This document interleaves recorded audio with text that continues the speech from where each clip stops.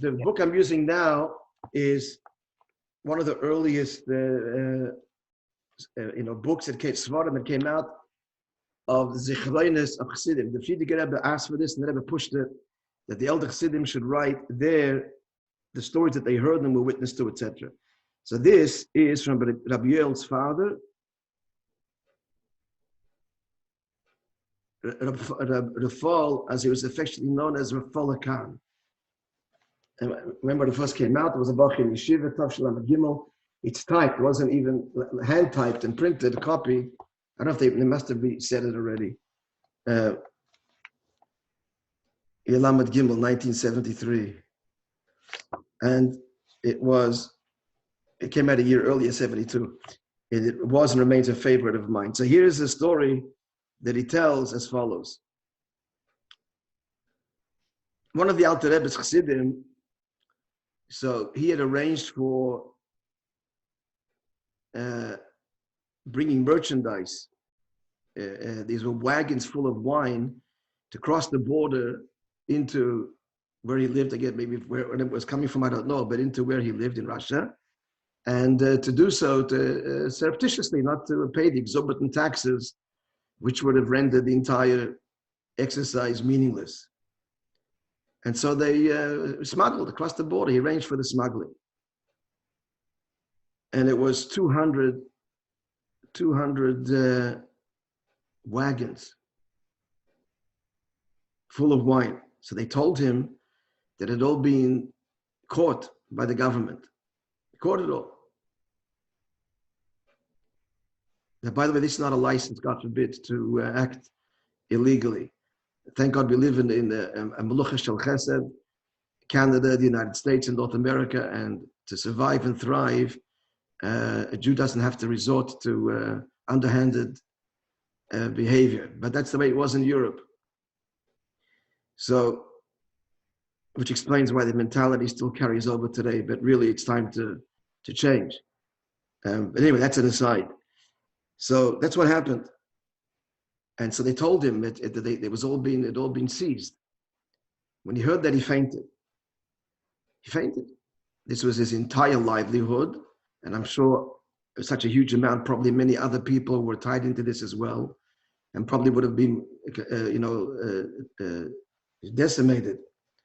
So they woke him up and he fainted again. And so it went many times. They awake him, and as soon as he gains consciousness and remembers what happened, he swoons and collapses into a faint. So they ran to the Alter Rebbe and they told him. The Alter Rebbe says, the pardons and guns, the wagons are whole, nothing to worry about. So they started to investigate, and they found out what happened. So when the wagon drivers were crossing the border, trying to, they hear a wagon behind them with a bell. They thought it was the police. And so they abandoned the wagons. They were afraid, they didn't want to be caught. And they just left them with the horses and fled for their lives. Now, eventually other people came by and saw this, and they simply took the wagons and the horses, and they tied them to in a forest, to the nearby trees, and that's where they were standing, unmolested and unnoticed. So they were intact. So then they went back to the Alter Rebbe and they said, by the way, this is a pattern with all the Rabbeim. The Rabbeim, we don't do miracles. So they asked him, the Rebbe says he doesn't do mufsim, miracles. He says an outright miracle. The Alter Rebbe says not a miracle that I knew. How did you know? He said, there's an important message here, that Chazal say, an important teaching, that Hashem doesn't give a person any yisurim, any burden, any suffering that he cannot bear. And when I was told that every time he was awakened, he fainted, I understood it can't be true. This could not have happened to him. And therefore, that's what happened. You investigated and found indeed that it was intact, and he's okay. Because, again, for this principle, it's a very encouraging one, that is difficult often that where the cards were dealt with, we have to know that we can bear it, and eventually, of course, not just bear it, but somehow see the good in it and turn it all around in a revealed way that it should be takboides achayis, that the gevura is sweetened and comes out to be a very intense good. All right, friend. What happened to the wine, the ikar? Where's the wine now? By this time, there were many Fabrengins already, Mr. that took care of it. Okay. Yeah, no, did it make it across the border? But then, The story doesn't say. that's the ikar. But the wine was intact, so maybe either he found another way or he bribed the officials somehow and got it through without the taxes, the exorbitant taxes.